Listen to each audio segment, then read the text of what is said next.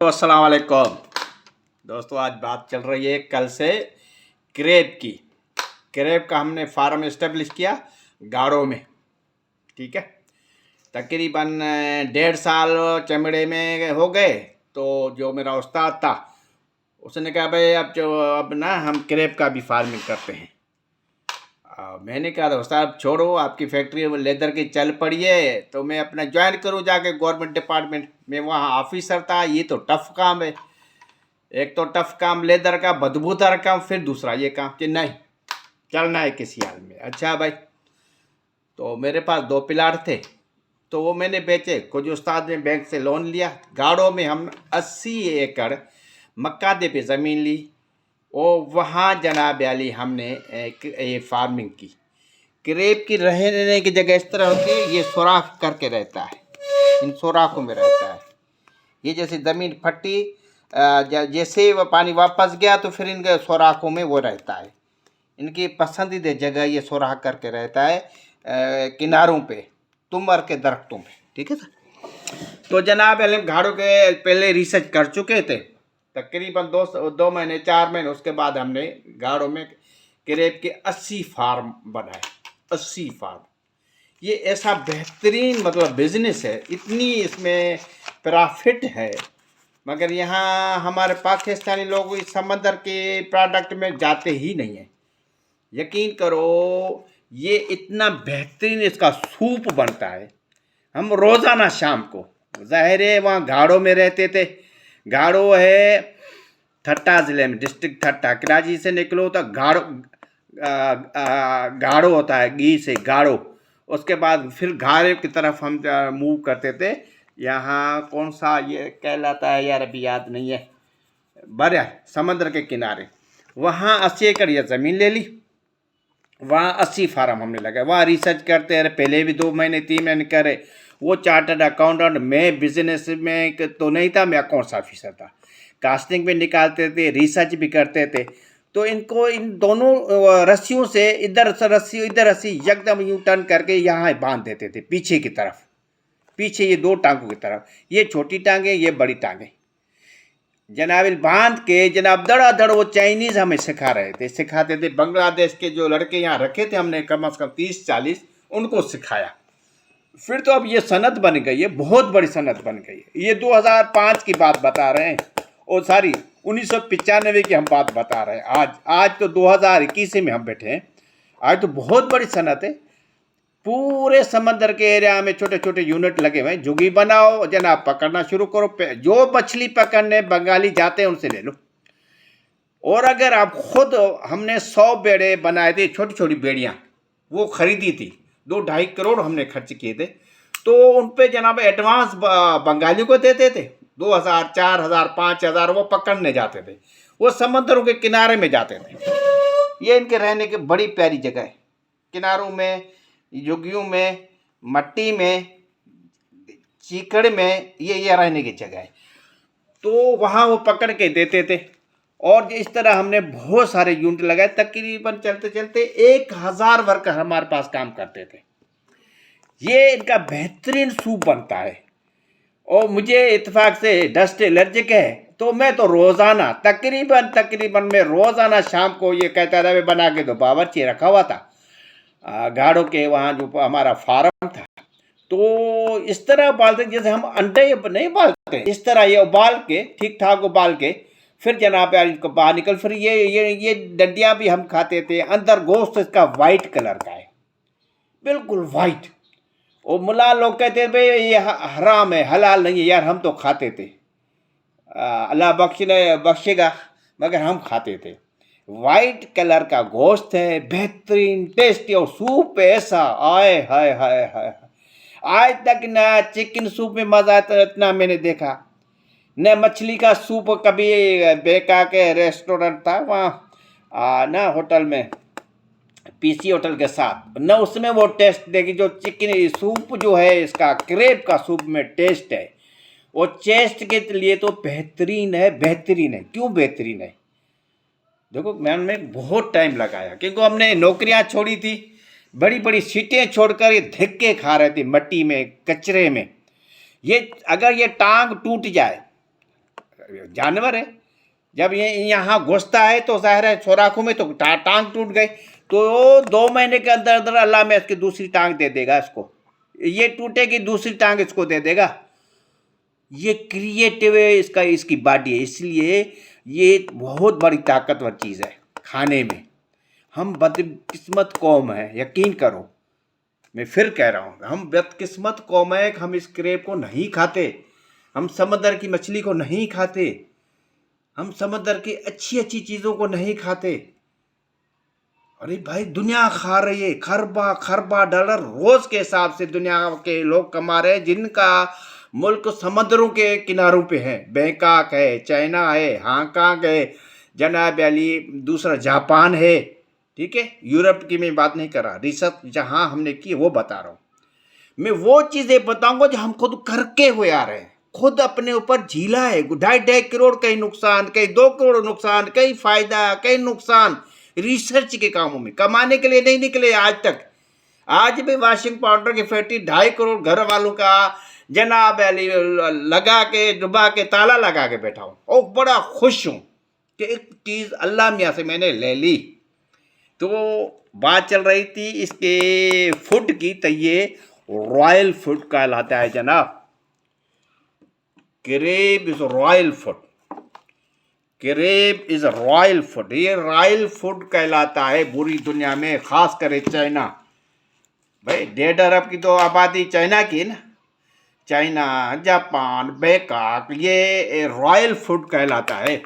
Japan में जल्जला आया था, मैं अभी बताता हूँ, क्रेब की मैं तस्वीर भी निकाल के दिखाता हूँ, 1 सेकंड। हाँ जनाब, ये देखें, ये क्रेब है, इसकी ये दोनों टांगे अगर टूट जाएं तो 2 महीने के अंदर अंदर ये टांगे फिर अल्लाह में इसकी नई क्रिएट करेगा, नई पैदा करेगा। एक टांग टूट जाए तो एक तो पैदा करेगा, दोनों टूट जाए तो दोनों पैदा करेगा। ये तजर्बे हमने किए भाई, रिसर्च किया। एक तालाब में वो सारे क्रेब, क्योंकि टूटी हुई टांगे पैसे नहीं मिलते थे, कम मिलते थे, तो जितने टूटे हुई टांगे थी, हमारे पास फार्म था अल्हम्दुलिल्लाह, तो एक तालाब वो टूटी हुई टांगों के वाले में हम फेंकते थे। उसमें एक तालाब में 2 महीने में सबकी टांगे निकल आती थी। एक बात, दूसरी बात, इसका वाइट गोश्त होता है, नीचे जो पेट है उस वहाँ नीचे से हम खोलते थे, बेहतरीन सूप बनता है, बेहतरीन, ऐसा बेहतरीन। जैसे मैं तो डस्ट एलर्जिक था, उस तार से अंदर समुद्र में नहीं जाता था, बीमार पड़ जाता था। 1-2 मरतबा गया था, बाकी मैं फार्म हाउस ये घाड़े ठट्टे के नज़दीक समंदर के किनारे पे मैं रहता था। तकरीबन 6 महीने हम घर नहीं आए, कराची नहीं आए थे। तो इसका गोश्त वाइट होता है, नीचे अगर पेट वाइट है तो कच्चा ये कहलाएगा 250 ग्राम 300 ग्राम का होगा। अगर ब्राउन हो गया इसका पेट बड़ा हो गया और ब्राउन दिखाई दे रहा है, समझो कि ये कम से कम 400 ग्राम का। पता है $5 में जनाब अली $6 किलो में जाता था। 2 ऐसे डालो जनाब अली, हमें $5 $6 मिलता था बैंकॉक और चाइना से। अब इसकी खुराक क्या है, 1 सेकंड, मज़ेदार चीज़ें बताता हूँ अभी। जी जनाब, ये इनकी खुराक है जनाब। मछली के तला हमारे जो थे तकरीबन 15-20 बाय 20 के होते थे। हर महीने उस तला को खुश्क करना पड़ता, साफ करते थे। खुराक में 5% फिश है, 4% झींगा, ये मिक्स करते थे। कहीं खराब मछली जो तालाब पे मरी हुई मिलती थी वो भी मिक्स करते थे, वो उन तालाबों में हम डालते थे। वो तालाब अगर वहाँ समुद्र से पकड़ के वहाँ आ गए, वो कमज़ोर है, अगर सही है तो उसको उसी दिन हम डायरेक्ट बाय एयर ये जिंदा पहुँचाना होता था। चाइना, जापान, बैंकॉक, हांगकांग जिंदा पहुँचाना होता था। ये 2 दिन जिंदा रह सकता है। अगर हमने देखा यार बहुत कमज़ोर है या रास्ते में मर जाएगा, तो हम 6 दिन के लिए उस तालाब में रखते थे। 6 दिन के बाद फिर उनको खुराक खिलाते थे, 5% फिश, 4% झींगा, बाकी जैसे ना चने हैं, दाल है, छोला है, जैसे ना हम डाइट बनाते हैं अपने मुर्गियों की, इस तरह वो कचरा मिक्स करते थे, सब्जी का सड़ा हुआ, मगर 5% उसमें फ़िश होना ज़रूरी है, 4% झींगा होना ज़रूरी है। वो उनको खिलाते थे, ताज़ा होते थे, फिर हम उसको एक्सपोर्ट करते थे, बाय एयर जाता था टोटल माल। ये सफाई हर महीने, खुराक आपको बता दी कितने दिन हम तालाबों में रखते थे। ठीक है जनाब अली, ये है क्रेप का कारोबार। और ये रॉयल फूड है, और कहाँ कहाँ इस्तेमाल होता है वो भी मैं बताता हूँ। एक सेकंड होल्ड करो। जी जनाब, बड़ा प्यारा सब्जेक्ट है। अल्लाह मियाँ ने कितने नेमतों से हमें नवाजा है, ये तो शुक्र करो। खरबहा खरबहा जनाब अली मछली, केकड़ा समंदर में पड़ा है, मुफ्त में है। लकड़ी हर चीज पड़ी है, मगर कोई वहां से उठाए और खाए।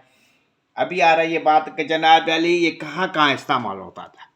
देखो, ये बैंकॉक, सिंगापुर और चाइना में खुशियों के त्यौहार होते थे। ये रॉयल फूड कहलाता है, रॉयल फूड। जब कोई फोत हो गया उनके रिश्तेदार, वो खैरात करते थे अगस्त और सितंबर में हर साल।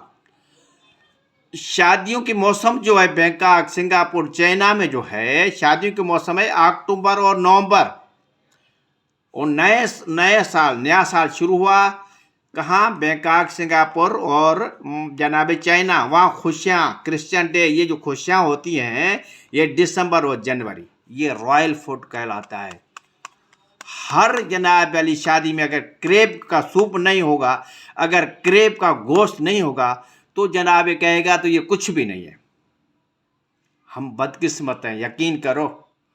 उन लोगों के लिए ये क्रेब रॉयल फूड है। वो ये लोग हम यहाँ उसको फेंकते थे। तो बेहतरीन क्रेब, बेहतरीन जनाब अली इसकी खुराक है, बेहतरीन इसका चिकन सूप बनता है, बेहतरीन सूप बनता है। मेरा वाहिद जानवर, मैंने अभी तो रिसर्च करते करते आ रहा हूँ। मैं फिर कभी बताऊंगा कि जो ये लकड़ी है ना, अपने ये कपास की लकड़ियाँ, उससे कोयला किस तरह बनता है वो भी कभी बताऊंगा। उसी पे भी हम बड़ी रिसर्च करके बैठा हुआ हूँ। ये देखिए, ये इसका बेहतरीन सूप बनता है, वाइट कलर का गोश्त होता है। इसकी टांगे क्रिएट करता है, टूट गए तो अल्लाह दोबारा इनको ये पैदा करके देता है। इनका सूप है बेहतरीन सूप, आप पियोगे ना खुश हो जाओगे। आज का सबक इतना। केक, मेरा किताब का सब्जेक्ट है केकड़ा पकड़े पाले विक्रोकण। या क्या केकों को किस तरह पकड़ा जाता है, किस तरह फार्म में उसकी परवरिश की जाती है, किस तरह खुराक दी जाती है, और फिर किस तरह एक्सपोर्ट की जाती है। इस मेरे किताब पे यूनिवर्सिटी ऑफ सिंध में और सिंध दूसरा इदारा, इस बुक पे मुझसे राइटिंग में इजाज़त ली। मैं सब लेबों में ये किताब दे के आया था, इजाज़त ली कि इसकी मैं हम कॉपी करके अपने सब्जेक्ट में अपने किताबों का हिस्सा बनाए, आप इजाज़त देंगे? मैंने कहा सर मैंने मुफ्त में आपको इजाज़त दे दी। मैं तो ऐसे खेलते खेलते किताब बनाई, मुझे कोई लालच नहीं है, 1 रुपया नहीं चाहिए। आप भले इस मवाद को अपनी किताबों का हिस्सा बनाओ। फिशरीज डिपार्टमेंट वालों ने किताब मंगवाई, उसको भी मुफ्त में दिया। आज तक कोई किताब मैंने पैसों से सेल नहीं किया है, आज तक इतना। मुझे दीजिए इजाज़त, खुदा हाफिज़।